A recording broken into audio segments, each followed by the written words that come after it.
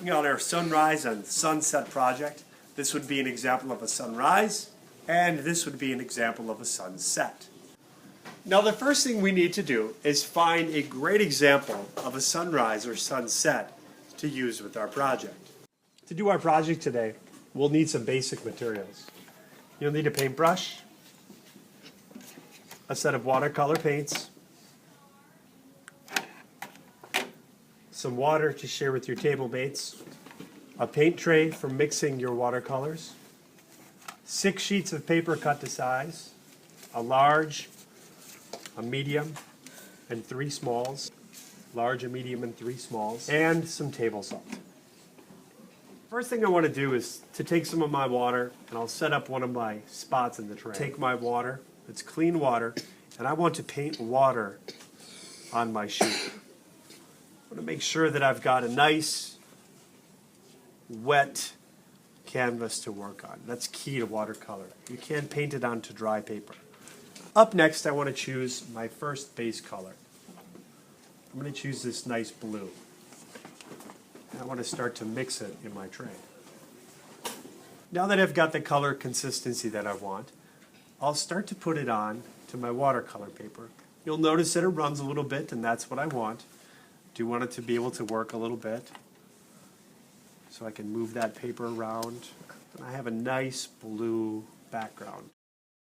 I want to make my color a little bit darker now, so I'm going to add a little bit darker blue, and then I'll let that run together.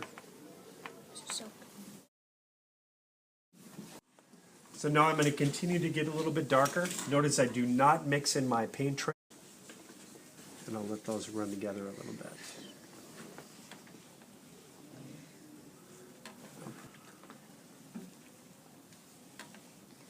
I'm going to start to work with some of my oranges. For a sunrise, it's going to get off a little bit of orange. And finally, let's add some yellow.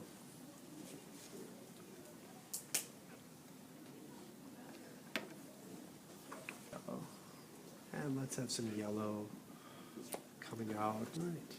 Now we'll let all this run together. What we've done is we've created a beautiful sky. And our final touch is we'll sprinkle a little bit of salt on there, not a lot. What that salt is going to do, it's going to collect some of that water.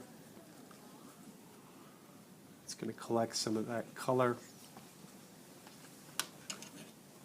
And I'll work to get... The next thing I'm going to do is take one of my small pieces. I'm going to take a craft scissors. This one is called Sunflower.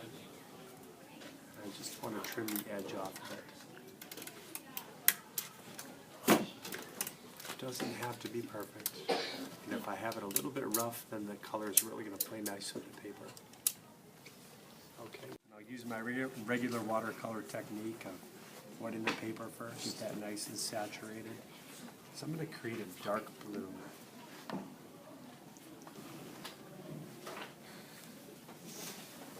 You can see that the more paint I put on there, the darker it's going to become, because the edges will really hold the paint. And then I can just let it roll downhill. The next color I'm going to do is maybe a little bit lighter blue. I want to stay in the same color family. I want to make sure I cover as much of the white as I can. I'll let that run downhill.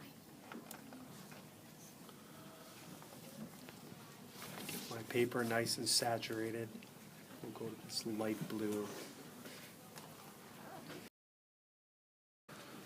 There, so now you can see my 3 layers. I've got 3 different shades of blue. You could do different shades of orange. You could do different shades of red.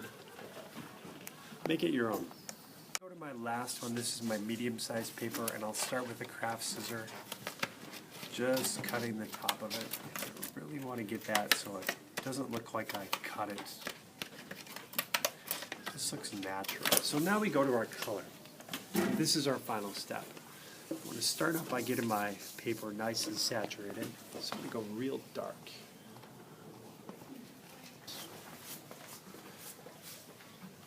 Okay. Now my final step is I'm going to take a piece of saran wrap.